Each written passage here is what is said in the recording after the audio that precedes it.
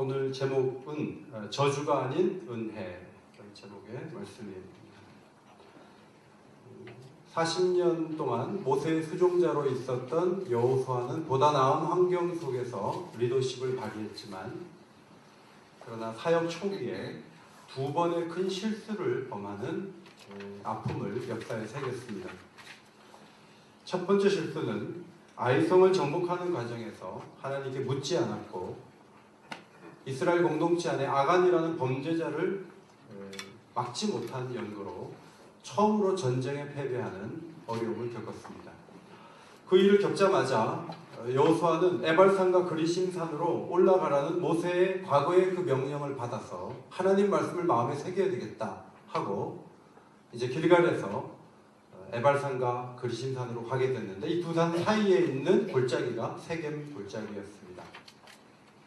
그런데 돌아와서 또 한 번의 실수를 연속해서 저지르게 됐는데 그것은 멀리 사는 것으로 보이는 일단의 무리들이 와서 자신들은 굉장히 멀리서 왔다 하면서 곰팡이 난 떡도 보여주고 헤어진 신과 옷을 보여주고 헤어진 가죽 부대를 보여주면서 우리는 멀리서 왔다 하고 안심시킨 다음에 불가침 조약을 맺게 되었습니다. 그런데 그들은 사실 그 인근에 하나님이 진멸하라고 했던 그 지역에 사는 이들이었습니다. 기브온이라는 말 뜻이 산에 속해 있다 그런 뜻이죠. 멀리 어디 백두산에서 온 줄 알았더니 아주 가까운 북악산 뒤편에 살던 사람들과 함께 저 독립문 쪽에서 그냥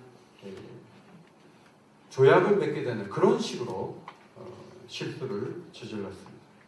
오늘 본문 16절에 그들과 조약을 맺은 후 사흘이 지나서야 그들이 이웃에게 자기들 중에 거주하는 자들이라 함을 들은지라. 기브온에서 실로까지는 40km에 불과했습니다. 이들은 그곳에 사는 자들에서 가까이 있었어요. 네 성에 거주했는데 기브온, 급이라, 브에롯, 기럇 여아림. 사흘 뒤에 이 사람들이 아주 가까운 곳에 있는 사람들이라는 것을 알게 되었습니다. 기브온 사람들이 가서 우리가 조약을 맺었다고 소문을 냈는지 아니면 사실관계를 확인해야 하기 위해서 뒤를 밟았는지 모르지만 사흘 뒤에는 그들이 진멸해야 될 사람들인데 조약을 맺게 되므로 손을 대지 못하게 되었다 하는 것이죠. 그래서 3일 뒤에 이 네 성으로 진입을 해 들어가게 되었습니다. 회중들이 하나님께서 다 멸하라고 했는데 멸하지도 못하도록 이렇게 만들어 놓은 사람들이 족장들이니까 처음으로 여호수아에게 원망을 하는 거죠. 족장들에게 원망을 하는 거예요. 무슨 일을 이런 식으로 처리해가지고 하나님 말씀도 못 듣게 하고 할 수 있는데도 할 수 없는 상황을 만들어 놓으면 어떻게 하느냐. 그런데 족장들은 하나같이 얘기하기를 죽이면 안 된다. 여호와의 이름으로 맹세한 자들을 살려야 한다. 살려야 한다. 그 이야기를 할 뿐이었습니다. 사람들의 마음을 안심시키기 위해서 겨우 찾은 대안이 21절에 나옵니다. 우리 앞에 보시고 같이 읽겠습니다. 시작. 그들이 온 회중을 위하여 나무를 패며 물을 깃는 자가 되리라. 온 회중을 위하여 나무를 패며 물 깃는 자가 되리라. 지금은 가스도 다 연결되어 있고 수도물 잘 나오고 수고하지 않아도 기본적인 것들이 이렇게 앉아서 공급을 받지만 그 고대에 나무를 패야 되고 물을 기르는데 수키로를 양동이 같은 데 담아가지고 와야 되는 그 어려운 현실 속에서 이들을 종으로 삼아서 아주 편안하게 살아갈 수 있도록 그렇게 합시다라는 제안을 하게 된 것이죠. 그런데 여호수아는 다른 생각을 했습니다. 23절 말씀입니다. 앞에 보시고 한 번 더 읽습니다. 시작. 그러므로 너희가 저주를 받나니 너희가 대를 이어 종이 되어 다 내 하나님의 집을 위하여 나무를 패며 물을 깃는 자가 되리라. 여호수아는 이들을 하나님의 집을 위한 수종자로 삼는 것이 맞다. 일할 공간이 사람들의 집에 가서 허드렛 일을 할 것이 아니라 하나님의 집에 둬야 되겠다. 그래서 나무를 패며 물을 깃는 사람들이 되어야 되겠다. 이제 그렇게 생각을 했습니다. 족장들의 생각하고 다른 것이죠. 그러나 최종적인 결론은 27절에 나옵니다. 여호수아가 그들을 위하여 택하신 곳에서 회중을 위하며, 그러니까 사람들 집에 가서 일도 해주고, 그 다음 여호와의 제단을 위하여 나무를 패며 물을 기르는 자로 삼았더니 오늘까지 이르니라. 합의를 한 거죠. 사람들을 위해서도 일하고 수가 꽤 되니까 또 하나님의 집에서도 일을 하고, 그렇게 종으로 삼았는데 긴 시간 동안 그들이 종이 되었다 하는 말씀입니다. 우리 이 말씀을 보면서 여호수아의 결정에 대해서 조금 의문을 갖게 됩니다. 왜냐하면 하나님의 집은 거룩한 곳인데 레위인같이 구별된 사람들이 일을 해도 문제가 많은 판에 우상 숭배로 찌들어져 있고 하나님이 멸하라고 했던 그 사람들이 와가지고 하나님의 전에서 일을 제대로 할 수 있을까 하는 거예요. 이들이 괜히 와가지고 우상 숭배하듯이 하면 어떻게 합니까? 제가 새벽 기도 때 이렇게 기도하다가 눈을 떠보니까 어떤 분이 마늘을 이만큼 여기다 갖다 놓고 여기다 강단에다 올려놓고 이러고 봤어요. 여러분, 그 우상숭배하던 다른 습성을 가지고 교회에 와가지고 그렇게 하면 안 되는 거잖아요. 그러면 우상숭배자들이 나무를 패며 물만 기르면 좋은데 하나님을 섬길 때 이상한 방식을 써가지고 움직이면 하나님의 전이 훼손되고 거룩이 무너지면 어떻게 하느냐 하는 거예요.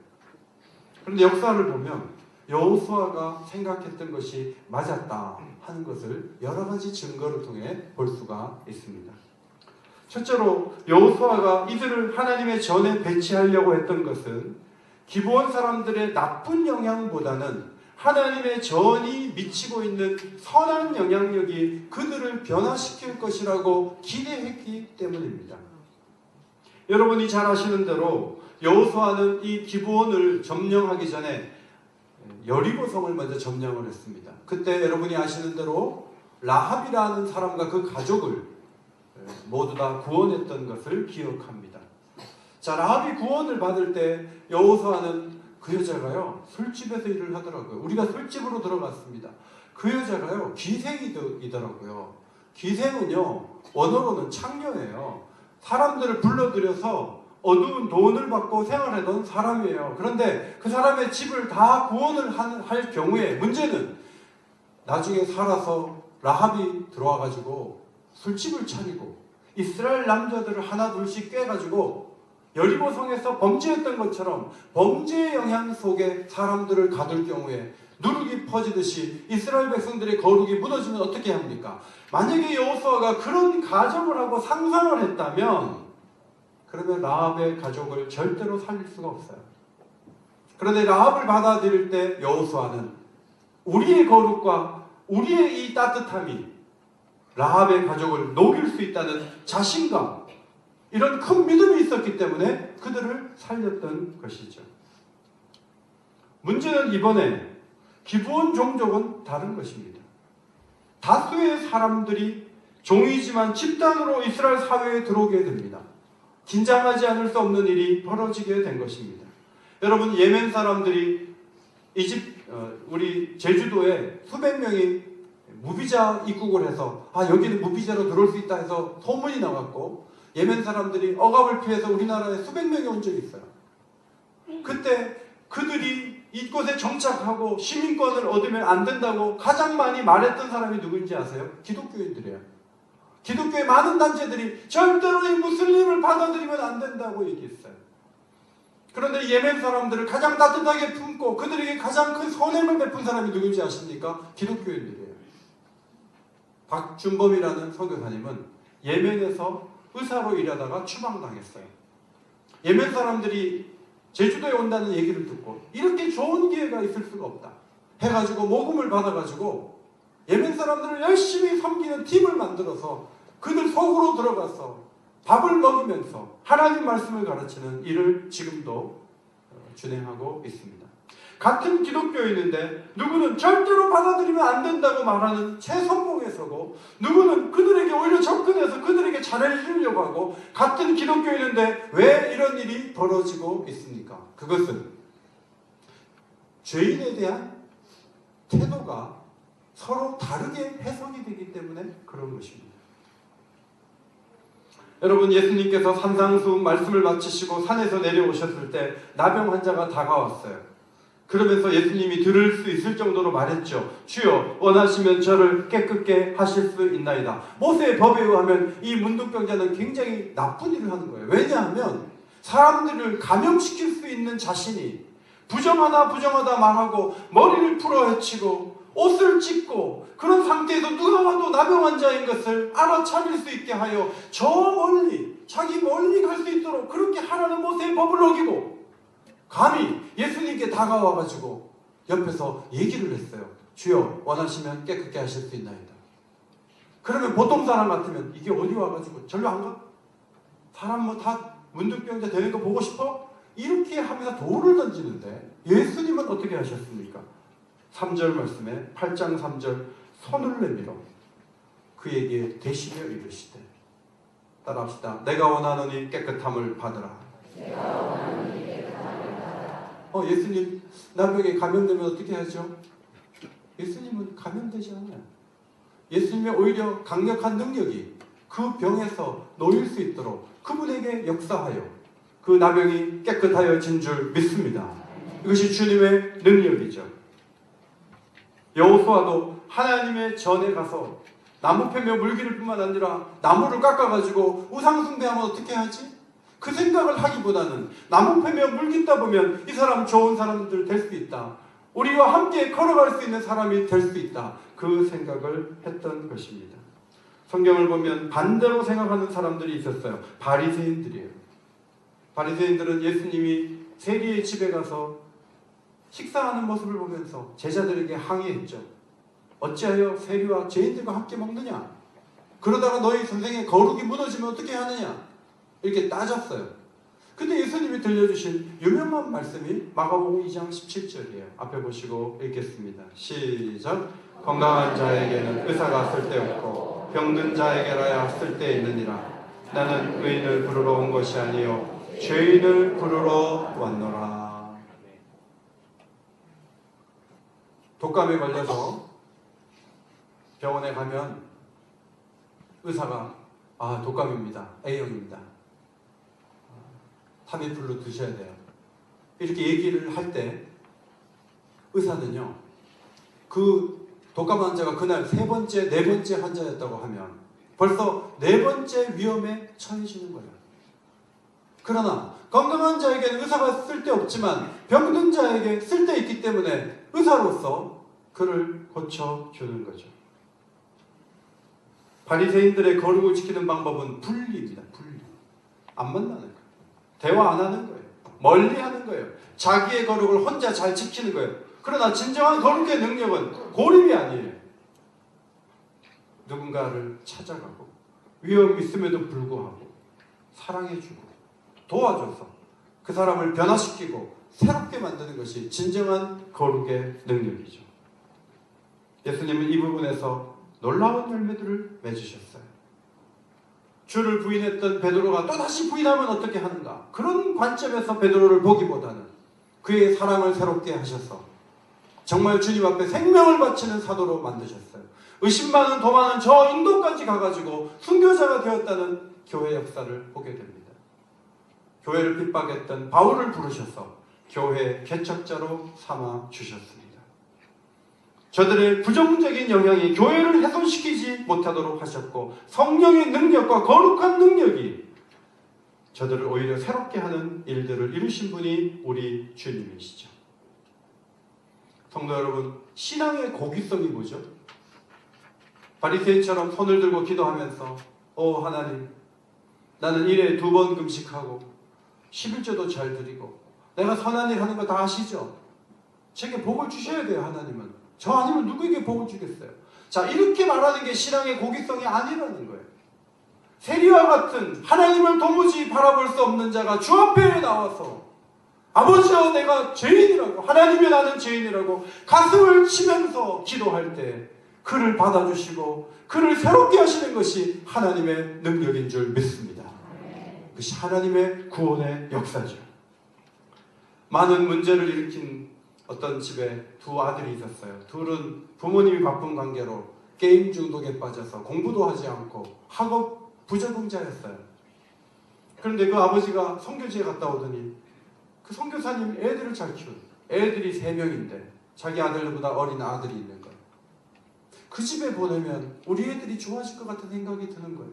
그래서 그 집에 보낸다는 얘기를 제가 듣고, 야, 성경하기도 바쁜데 애들을 또 갖다 맡기냐. 그리고 제가 우려했던 건 뭐냐 하면, 그 게임을 잘하는 이 두 아들이 캄보디아에 가서, 캄보디아가 아니고 태국에 가가지고 그 게임을 전혀 못하는 선교사님 애들을 다 물들여가지고 5명의 게임 광이 돼가지고 막 집단으로 게임을 하면 선교사님이 얼마나 머리가 아플까. 제가 걱정을 많이 했어요. 그리고 한 3, 4년이 흘렀어요.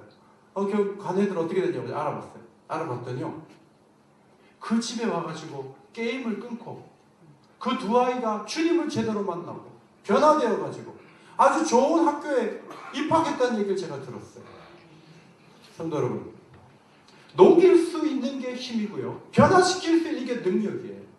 만약에 여러분 가정에 누군가 왔는데 여러분 집안에 한 3년 있더니 애들이 막 더 안 좋아지겠습니까? 아니면 여러분 집에 왔을 때 정말 훌륭한 사람으로 바뀌어질 수 있습니까? 우리 교회는 사회에서 문제를 일으키고 온 사람을 보면서 저 사람 가까이 하면 안 돼, 조심해야 돼, 전부 쉬쉬하면서 멀리하는 교회입니까? 아니면 그를 품고 안아가지고 그를 거룩한 사람으로 만드는 능력의 교회입니까? 우리 교회는 사람을 바꿀 수 있는 거룩한 교회가 되기를 주의 이름으로 축원합니다. 두 번째, 기본적은 이스라엘 앞에서 스스로를 낮춘 것을 봅니다. 기본적이 너무 약해가지고 항복한 것은 아니라고 성경은 기록합니다. 여호수아 10장 2절에 이는 기브온은 왕도와 같이 큰 성이며 아이보다 크고 그 사람들도 다 강함이라 그랬어요. 말씀드린 것처럼 네 성에 걸쳐 살고 특별히 기브온 성은 왕이 있어도 될 만큼 큰 성이었다 하는 거예요. 여러분, 힘이 있으면 싸우지 왜 항복을 하고 성문을 열어줍니까?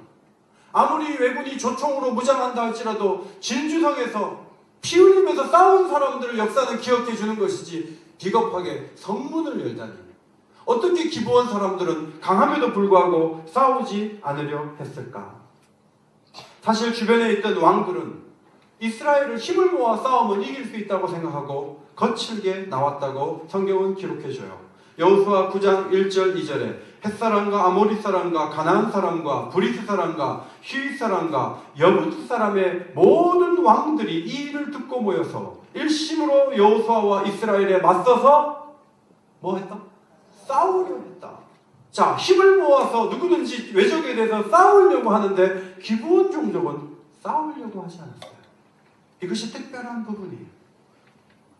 성문을 열고 들어갔을 때 너희들은 나무 패며 물 기르는 자가 되어야 되는데 대대로 그런 일을 해야 된다. 저주를 받아서 그렇게 된다. 왜 우리를 속이냐? 여호수아가 얘기했어요. 그때 이 사람들이 하는 얘기가 뭔지 아세요? 25절 말씀이에요. 같이 읽겠습니다. 시작. 보소서 이제 우리가 당신의 손에 있으니 당신의 의향에 좋고 옳은 대로 우리에게 행하소서 한지라. 대대로 종이 돼도 괜찮아요. 원하는 대로 하세요. 목숨만 살려주세요. 그럼 됩니다. 우리 뭐 더 요구할 것도 없습니다. 자, 이렇게 나왔다는 거예요. 저는 25절을 읽으면서 예수님을 찾아왔던 수로보니게 여인이 생각났어요. 이 여인은 귀신이 들린 딸 때문에 예수님 앞에 와서 예수님께 고쳐달라고 했어요. 그런데 예수님께서 이런 말을 하셨어요. 자녀의 떡을 취하여 개들에게 던짐이 마땅치 아니하니라. 여자들이 여러분 모욕적인 얘기를 들으면 얼굴이 뜨거워지면서 입에서 거친 말이 나올 수 있지 않아요? 뭐? 개? 다시 한번 얘기해봐. 아니, 우리 딸 안 고쳐도 돼. 지금 뭐라 그랬어? 하고 멱살잡이 하지 않겠어요? 근데 이 여인은 그렇게 하지 않았어요. 이렇게 얘기했어요. 주여, 올소이다마는 상아래 개들도 아이들이 먹던 부스러기를 먹나이다. 여러분, 이렇게 나오니까 예수님이 부스러기도 없어 이러지 않으세요. 따라합시다. 부스러기도 없어. 하나님이 그러시겠어요? 예수님 그러지 않으셨어요. 부스러기 올소이다마는 예수님 마음이 완전히 녹아져가지고 귀신 들린 딸을 고쳐주신 줄 믿습니다. 여러분, 기브온 사람들도 마찬가지예요. 자, 처음에 의견을 서로 나눌 때, 야, 지금 이스라엘이 오는데 여리고성이 무너졌단다. 어떻게 하지? 아이성이 버틴다고 하더니 아이성도 무너졌단다. 어떻게 하지? 죽도록 싸워야죠. 이런 부류가 있었을 것이고, 싸워봐야 소용없다고 하는 부류가 있었을 거예요. 싸워봐야 소용이 없다는 사람은 무슨 얘기를 하냐면, 언덕에 넘치는 요단강을 마른 땅처럼 건넜고, 그들의 하나님은 과거에 홍해에서 이집트 군사들을 수장시키시고 바다를 갈라서 건너게 하셨고, 날마다 만나를 먹여서 그들을 먹이시고, 이때까지 전쟁에 진 적이 없다고 하는데 우리가 어떻게 싸워서 이길 수 있느냐? 그들에게는 상처나지에 하나님이 계시다. 이길 수 없다. 자, 이 두 의견이 맞섰을 때 결국은 이길 수 없다로 결론이 나게 된 것이죠. 문제는 자신들의 서 있는 위치가 무조건 진멸해야 될 위치에 놓여 있었다는 거예요. 그래서 조약 자체가 불가능해요. 백기를 들어도 죽는 거예요. 그래서 이들은 머리를 짜내서 멀리서 온 것처럼 위장하고 조약을 맺었어요. 그리고 저들의 목표를 이루었어요. 저주를 받아서 이스라엘의 종이 되었습니다. 대대로 나무 패며 물 길른 신세로 전락하고 말았습니다. 어떤 사람은 왕처럼 살았을 거예요. 그러다가 다음 날부터 나무 패며 물 길러야 돼요. 여러분, 잘 살다가 남의 집에 가가지고 막 일을 한다 그러면 그것이 얼마나 힘든 일이겠습니까? 그럼에도 불구하고 아무도 저항하지 않았습니다. 나무 패며 물 길는 것은 저주였어요. 대대로 그 일을 하는 건 저주였어요. 그러나 여호수아가 하나님의 집을 위해서 일을 하고, 하나님의 집에서 일을 하다가 그러다가 하나님을 만났어요. 하나님하고 통하는 관계가 됐어요. 하나님이 지켜주시는 자리에 서게 됐어요. 그래서 은혜가 저들을 지키는 놀라운 삶이 가능하게 되었다는 것이죠. 여호수아 10장에 보면 아모리 5 왕이 함께 모여 모든 군사를 이끌고 기브온으로 올라왔어요. 너희는 우리와 조약 관계가 있는데 감히 배신하고 딴 쪽으로 붙어 너희 먼저 선봐야 되겠다 하고 올라오고 있었어요. 여호수아는 그 SOS를 치는 기브온족을 위해서 군대를 일으켜 올라갔습니다. 하나님께서 야, 너희 머리를 못 쓰냐? 그냥 둬. 조약 때문에 어쩔 수 없는데 이건 내가 준 기회야. 너희들 가만히 있으면 5 종족이 달라붙어서 기브온족을 다 없앨 거야. 그러면 내가 원하는 대로 다 되는 거잖아. 하나님이 그렇게 약삭빠르게 나오지 않으셨어요. 하나님은 우박을 내리셔서 칼에 죽은 자보다 우박에 죽은 자가 더 많도록 대승을 거두록 역사하셨습니다. 세월이 많이 흘러 사울왕의 통치가 끝난 후에 사무엘하 21장에 보면 3년 연속 기근이 있게 되었습니다. 다윗 시대에 기근이 있어서 하나님과 통하는 다윗이 하나님께 물어봤어요. 하나님, 왜 기근이 계속됩니까? 그것은 너희 앞에 있었던 사울 왕이 기브온족을 학살한 그런 나쁜 짓을 한 적이 있다. 기브온족은 너희와 언약을 맺은 관계이기 때문에 아무리 세월이 흘러도 죽이면 안 되거든. 근데 너희도 죽였다. 키는 기브온족에게 있다. 그래서 다윗이 기브온족을 찾아가서 우리가 학살한 적이 있냐? 있다. 어떻게 하면 좋겠냐? 자, 이거는 은금으로 배상할 문제가 아니다. 우리를 죽이도록 했던 사울의 자손 7명을 목매달아 사형시켜라. 그러면 우리의 원한이 풀릴 것 같다. 그래서 다윗이 그 7명을 목매달아 죽였는데 성경을 보면 하나님이 그 땅을 위한 기도를 그제서야 들으시니라. 여러분, 여호수아 시대부터 다윗 시대까지는 약 400년이 흘렀어요. 그럼에도 불구하고 하나님의 언약 속에 들어온 이들을 하나님은 계속 보고 계셨고, 함부로 하거나 무시하거나 죽이거나 한 것에 대해서 하나님이 짚고 넘어가시겠다는 거예요. 그냥 두지 않겠다는 거죠. 저는 이 기브온족을 보면서 지난 금요일 최승훈 선교사님이 설교 중에 읽어주신 말씀이 떠올랐어요. 여호와는 너를 지키시는 이시라. 여호와께서 내 오른쪽에서 내 그늘이 되시나니. 이 말씀은 이스라엘에게 먼저 고백된 아름다운 시지만 하나님은 기브온족을 지켜주셨고 기브온족의 그늘이 되기를 기뻐하셨다는 것을 역사를 통해서 발견하게 됩니다. 성도 여러분, 하나님이 왜 기브온족을 보호하시고 도와주실까요? 저들은 하나님 앞에 빨리 2 손을 들었기 때문입니다. 이때까지 역사상 한 번도 두 손 들고 하나님 앞에 왔는데 하나님이 죽인 적이 없어요. 다 손 들고 주 앞에 오면 누구든지 하나님은 살려주실 줄 믿습니다. 하나님은 이때까지 겸손히 나와왔는데 그 사람을 배척한 적이 없어요. 이스라엘 사람이라 할지라도 교만하면 하나님이 대응하시고 벌을 주세요. 그러나 아무것도 아닌 사람 같아도 겸손히 주 앞에 나오면 그 사람을 하나님이 반드시 받아주실 줄 믿습니다. 오늘도 겸손하면 하나님이 도우세요. 책에 보니까 그런 말이 있어요. 미래는 스스로 만들어가는 것이지 완전히 정해져서 결코 바뀔 수 없는 것이 아니다. 기도 하나 안 하나 예정대로 될 거야. 이런 분들 기도 안 하죠. 그러나 그렇지 않습니다. 완전히 정해진 게 아닙니다. 우리가 어떻게 하느냐에 따라서 하나님이 더 놀라운 일을 이루실 수 있다는 것을 기억하고 주어진 시간 속에서 긍휼을 구하고 겸손을 보이고 인정받고 사랑받고 보호함받는 아름다운 믿음의 길을 걸어가시기를 바랍니다. 세 번째, 기브온 사람들은 신앙의 중심에 섰고 어려운 시기에 훌륭한 협력자가 되었습니다. 열왕기상 3장 4절 말씀입니다. 이에 왕이 제사하러 기브온으로 가니 거기는 산당이 큼이라. 솔로몬이 그 제단에 1000번제를 드렸더니. 예루살렘 북서쪽 9km 지점에 있어요. 20리가 넘는 곳에 왜 솔로몬 왕이 기브온으로 갔을까요?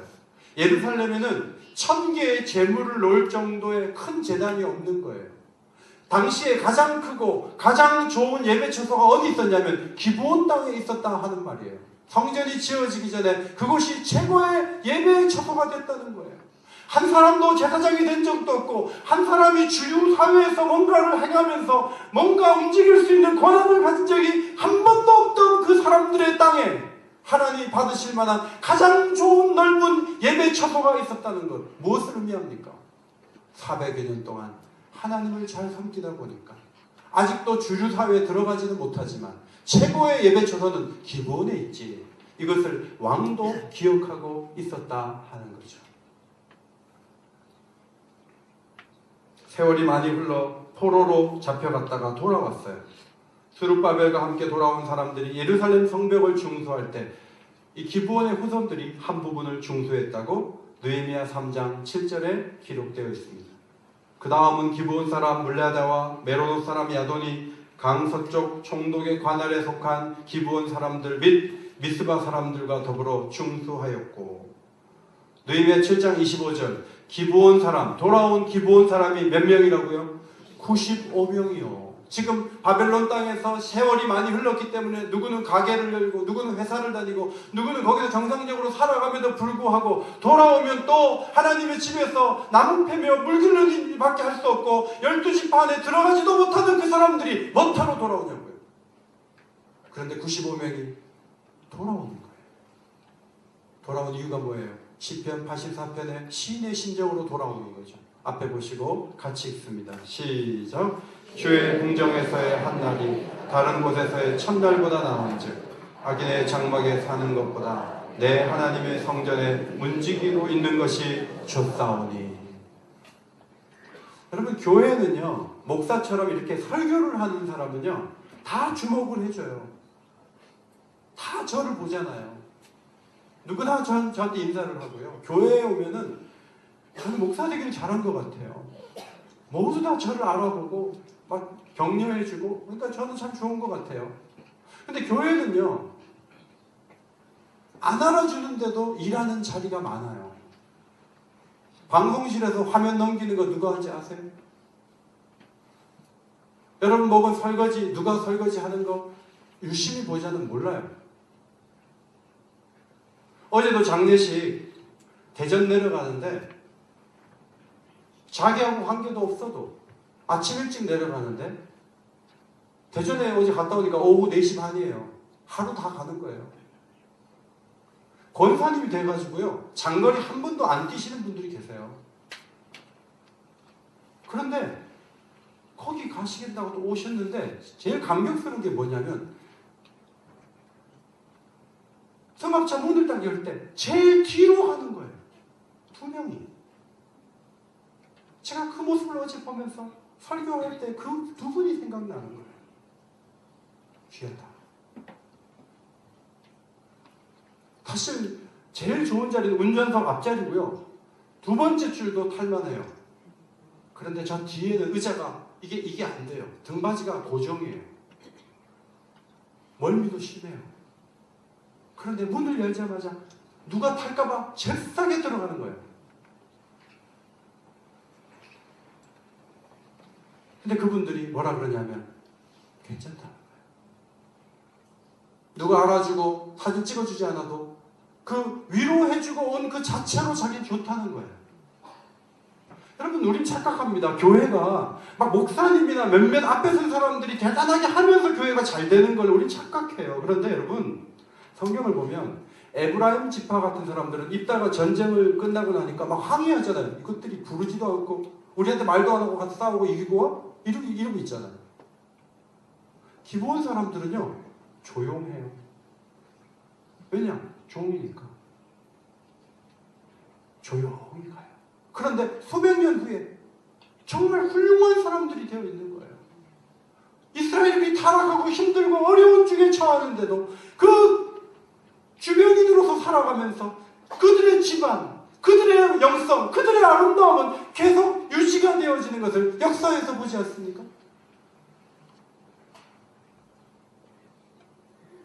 기본적으로 보면서 여러분은 누구를 생각합니까? 교회에서 말없이 일하는 사람을 생각하는 것도 하나의 방법이지만 궁극적으로 성경은 기본적처럼 죽을 수밖에 없지만 살게 된 것이 우리 모든 그리스도인이라고 성경은 가르쳐줍니다. 에베소서 2장 1절에 죄와 허물로 죽었던 너희를 살리셨도다. 전에는 우리도 다 본질상 진노의 자녀였더니 그 큰 사랑을 인하여 허물로 죽은 우리를 그리스도와 함께 살리셨고, 우리 모두가 죽을 수밖에 없었는데 예수님이 오셔서 우리 대신 십자가에 죽어주심으로 우리가 예수님 때문에 살았는데 우리가 기브온 종족이 아닙니까? 우리가 큰 소리치는 에브라임 지파입니까? 아니라는 거예요. 교회를 다니다 보면 때로는 무시를 당하고 때로는 하찮은 사람으로 여겨져요. 그래도 하나님은 알고 계세요. 하나님은 누가 소중하고 누가 이 교회의 가장 주인인지를 하나님은 알고 계세요. 그 하나님의 시선과 인정 외에 뭐가 더 필요해요? 하나님이 여러분을 지지하십니다. 하나님이 여러분을 안으십니다. 하나님이 여러분을 사랑하십니다. 하나님이 여러분을 지키십니다. 하나님이 여러분을 도우십니다. 그것이 최고입니다. 기드온 종족은 어떻게 버텼을까요? 은혜로 버텼어요. 저주받을 우리가 은혜로 산다. 은혜 아니면 살아갈 수가 없네. 저들만 은혜 아니면 살아갈 수가 없네. 복음마저도 다 주의 것이니 세상 평안과 위로 내게 없어도 예수, 오직 예수뿐이네. 그 신교회 다 볼 수도 없고 작은 고난에 지쳐도 주께 묶인 나의 모든 삶 버티고 견디게 하시네. 우리 다 함께 부르겠습니다. 은혜 아니면 살아갈 수가 없네. 나의 모든 것 다 주께 맡기니 참된 평안과 위로 내게 주신 주 예수, 오직 예수뿐이네. 예수, 오직 예수뿐이네. 예수, 오직 예수뿐이네.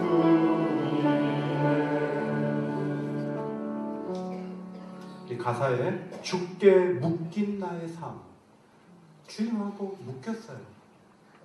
뭘로 묶였냐면 종으로 묶였어요.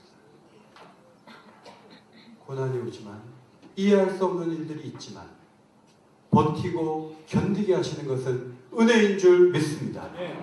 은혜가 우리를 지키는 거예요. 이 한 해도 유사 휘발유 같은 사람들이 알아주고 격려해주고 칭찬해주고 잘했다고 박수 쳐주고 그 힘으로 움직이지 말고 은혜를 받았어요.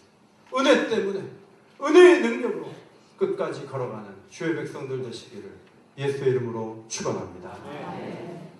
하나님 고맙습니다.